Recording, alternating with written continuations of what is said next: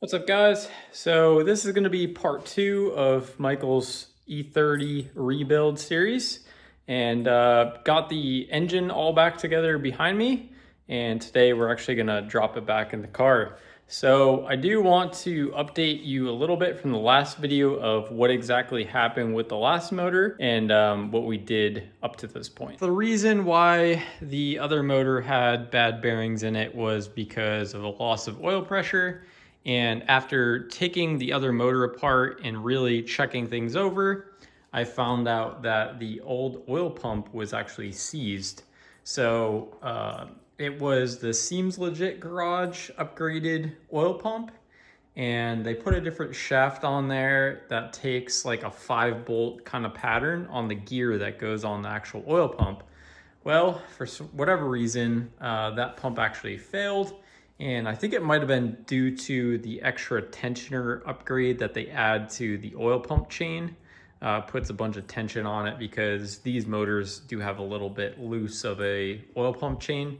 So we think that that extra tension on the chain might have put load on the bearing for the oil pump and killed the pump. So here I present to you the new motor. So we have the cylinder head from the old setup. I took this to the machine shop. Pretty much the same compression ratio we had before. This head actually had the cutting ring head gasket on it, so we had to shave more off of the cylinder head than I usually would. But that thicker head gasket definitely makes up for things. We put the copper spray on both sides. And then since this is M50, you can't do anything with obviously variable valve timing, but I do plan on doing a little bit of research and either advance or retard one of the two cams to get a little bit better spool of the turbo. So that'll probably be a different video, but right now I set these cams to 0 factory settings, just to keep things simple. When I was taking apart the oil pan, because there's so much debris from the other motor exploding, I had to take out the oil pump baffle, and then we had to re-weld that back in. But other than that, it was a pretty straightforward motor to put back together. So Michael's gonna come by in a little bit, and we're gonna throw the clutch on and transmission back on and throw this baby back in the car. If you are rebuilding a 24 valve or even an E30, these L-ring full gasket sets, so one is the lower and one is the upper, full gasket sets come in handy. Some of these parts aren't used because some of these are for like a M52 versus M50. It makes things a lot easier when you're doing a rebuild. Just get everything you need in one package. And FCP Euro usually provides these full comprehensive kits on their website. So this was the old motor. Everything is actually in pretty good shape. I think this would be salvageable. I think he's trying to do like a stroker build and maybe build this on the side. So that'll be kind of cool. Just to have a backup engine just in case something happens with this one, but hopefully not. And then here's the trans that we got to put back in. But yeah, M50 non-Vanos motors are actually becoming pretty hard to find. So yeah, definitely want to hang on to this one. Okay, so we got the flywheel and clutch on. He's running a twin disc, so it's a little bit trickier to make sure all the discs line up inside of there, but I think we got it. And then he wrapped the turbo bits and downpipe. We're gonna try to put that on. It's always a little bit interesting to get all the bolts. So yeah, we're getting there. Almost ready to drop it in the car.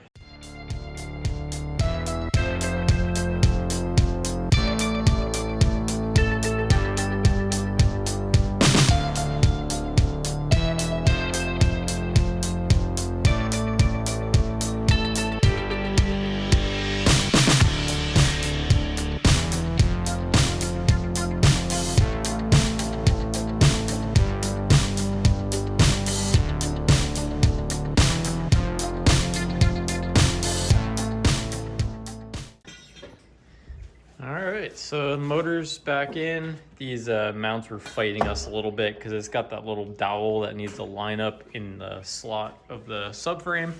So we got that all set, and just got to start working on connecting things again. And that we got to do that crazy little coil to get that downpipe back in there, but should go back down. And putting the trans mount back in. Looking good. All right, we got pretty much everything wrapped up here. We're just getting the front end stuff back on, intercooler, charge pipe. We got the oil cooler lines we just gotta hook up, and should be pretty close to putting fluids in and firing it off. We're getting pretty close to starting it. Got the dash going. We're just topped off the fluids. I like to run these funnels just for a bit to get all the air out of the system too. But we're gonna check for fuel pressure and make sure that's all good, no leaks there, and then prime the engine with oil and then try and start it. All right, so we just checked our fuel pressure and I don't see or smell any leaks. So do you want to, we should probably turn the fuel off. Yeah. Oil pressure. Yeah. Oh, in gear.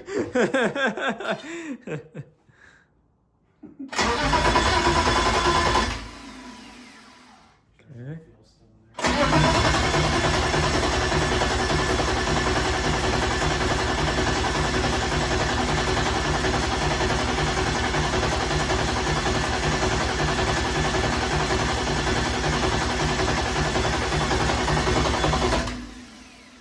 Got anything?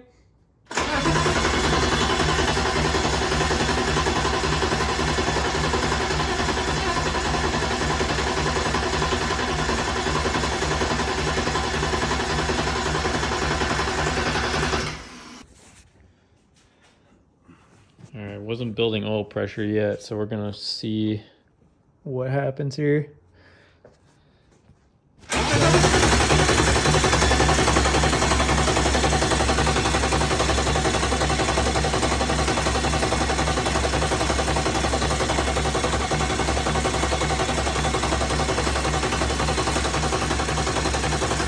Nothing.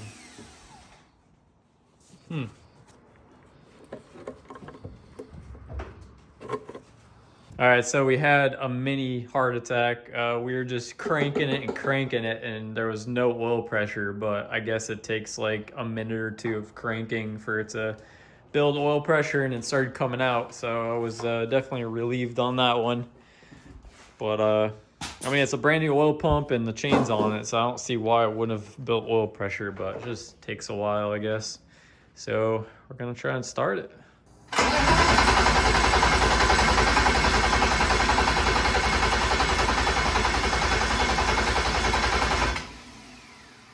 Bet you the cam and cranks are backwards. You think so? Maybe.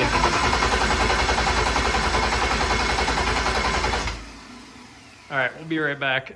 All right, we flipped the cam and crank sensors and hopefully it fires up.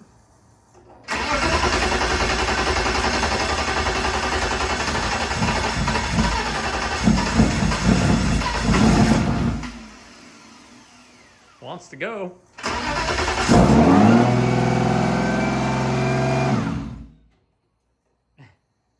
Vacuum leak somewhere maybe? All right, the throttle wasn't closing all the way, so we had a little bit of a high idle, so let's try it again.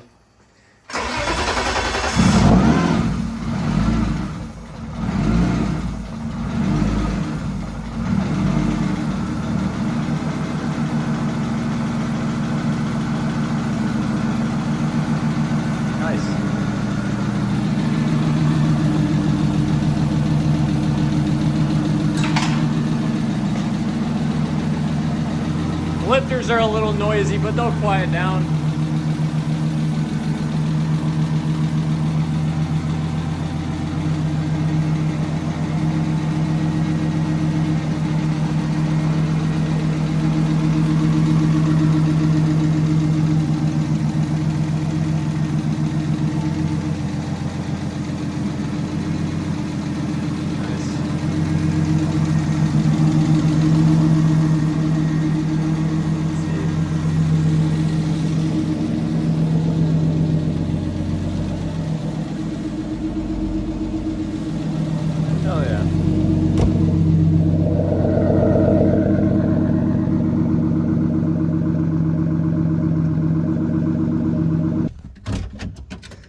Okay, we're going for a... No clutch. No clutch? What? Nope. It just goes to the floor? Yep. Okay. Didn't even disconnect. On that note, we'll be right back. All right, so where we left off last night, we're gonna go for a test drive, and we blew out the slave cylinders, so we're putting a new slave back in today. Yeah, hopefully after that we can go for a drive and check out the tune, but looking pretty good. So we're using a snake camera with a magnet attached to it to try to get the piece off that fell inside the transmission. As you can see the slave over there, the little piston came out. All right, we're waiting for the some JB weld to dry in one spot where it's cracked an area and it's leaking a little bit of oil. But in the meantime, I'm looking at the tune and some of the ECU master engine protection features. So I enabled check engine light stuff, coolant protection, coolant temp over temp protection. We're gonna set probably oil temp and oil pressure when we actually log to see what normal values are. Got over boost protection turned on, so it's kind of nice. You can set up the check engine light to check for certain parameters of failed sensors and stuff, so we got all that. And on the dash, he's got a little check engine light, and it usually reads error messages across the bottom if there are issues. So I have that output to the CAN bus, so it should send it to the dash there. And then we're gonna play around probably with some other stuff once we get it driving.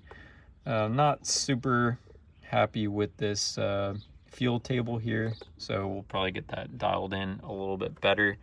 It looks like just these bottom cells were tuned, and pretty much just like a quick dyno run in just these linear numbers. As we hit more cells street driving, we should be able to tune the rest of this table a little bit better. But I never really worked with ECU master stuff, but it's actually very, very similar to the Link software. It's almost like one of the companies copied each other.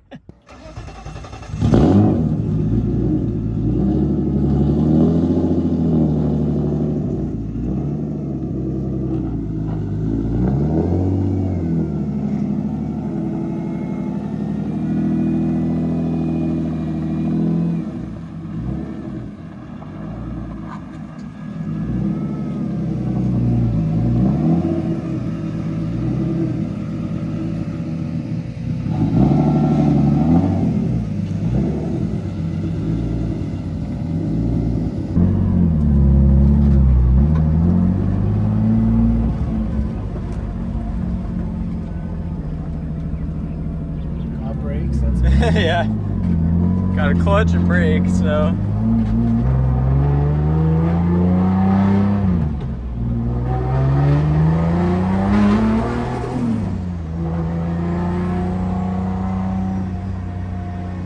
When you're logging, you want anything specific or just normal driving? Yeah, just normal driving's fine. I just want to make sure everything mechanically is good first. Yeah.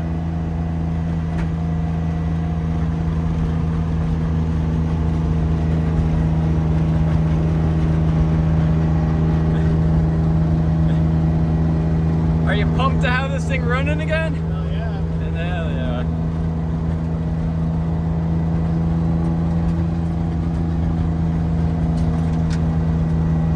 It's been a while, but it seems like it's been years. Yeah.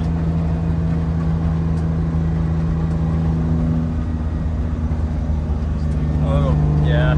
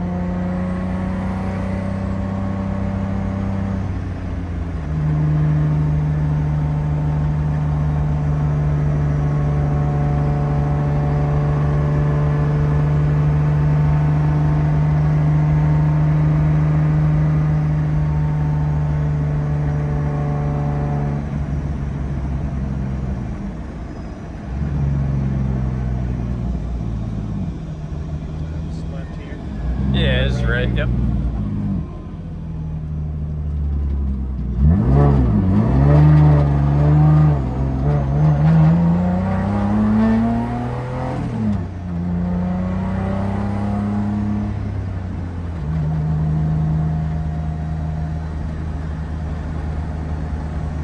Yeah. Got the hooks here. Oh, yeah.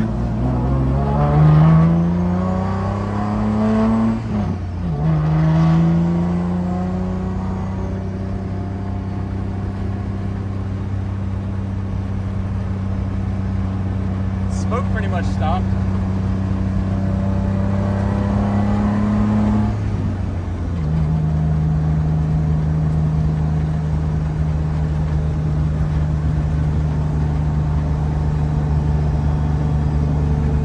So on that run, we ended up breaking an axle, and looking at the logs, because that felt way spicier than like 400 horsepower on the dyno. We looked and it hit 250 kPa, and I have a conversion table here. So about, yeah, 252 is 22 pounds of boost. So we're like 21, 22 pounds of boost there. And we think that one of the ports was open on the diaphragm of the wastegate, keeping it shut and not actually having a vacuum reference. And I did have that safety on there, and it has a 2-second delay. Might want to make that shorter for the overboost protection, but yeah, that was a spicy rip. It felt kind of crazy in the passenger seat. But other than that, no real issues, right? No. So A little bit of smoking, but it's just from the turbo blanket. yeah. Needs to break it in. Yep. Well, what do you think is next for the viewers? I think we should. I'm gonna get the rest of the kit on. Yeah. I mean, obviously I gotta find a bolt for that. But yeah, I'll get the rest of the kit on, bumpers, try to get it wrapped, make it look good. Yeah. And if all goes well, maybe bring it to that FCP Euro meet. Mm-hmm. But if not, it'll be at the event still. Yeah. Yeah, and then you just got to do the warranty on the axle and throw a new one that'll in. be easy though. Yeah. The tough part is finding someone that has it in stock, but I think there's usually a couple on the west side that carry them. So. Okay. Yeah, so when we hit 22 pounds of boost down the street over there, it was over like this weird ass bump, and we kind of like unsettled the car as it was like probably making 500-600 horsepower chooching, and we just heard a loud bang, and that was definitely the axle braking. Nothing new with this setup anyways. Yeah. This is my 4th axle. Jesus. Yeah. Yeah. With a Me welded too. diff and that much tire and that much grip on the back. I mean, 2 of them were like Chinese knockoffs that I got for cheap. Yeah. Because So- these are the 615Ks. Yeah. Federals, yeah, and 255 tires on the little E30. That's a lot of grip. Yep. Not usually what I run drifting, but if I continue to have this much power, then maybe I'll have to. Yeah. I think we could definitely turn up the car more if you really wanted to. I don't know if I want to go more, but I think like higher rev would be pretty sweet. Yeah. If possible. I think what we could do, just for like shits and giggles, maybe like have a little dial on the dash and have like different boost levels. I do have one of the switches. Oh, okay. Yeah, I bought one of those a while back, just never Yeah. wired it in. That way, like when you're drifting at the track, we can set lower boost because you're gonna be banging on it. And then if you're just screwing around on the street, you want to do like a couple 20-pound rips, just send it. Got some kid in a Hellcat that's Yeah. Yep. All right, so I think that's gonna do it for today's episode. At least we got some driving videos of it and everything, and it was a pretty successful test drive. So, and I can drive it on the trailer. Don't have to push it. yeah. That's with the welded diff. It's tough to bring it. So yeah, we'll probably in, what is it, 2 weeks now? A week? Next weekend. Next weekend? Yeah, next weekend we're gonna. 27th. Yep, we're gonna be bringing this to the track. Come hang out with us if you want to. I'm sure you'll see his car in the pits. I'll I'll have some free stickers for people. Yeah, okay. And then yeah, you'll definitely see a video. I'm trying to get some drone footage and some GoPro and in-car footage too. So it'll be pretty neat. See you guys on the next one.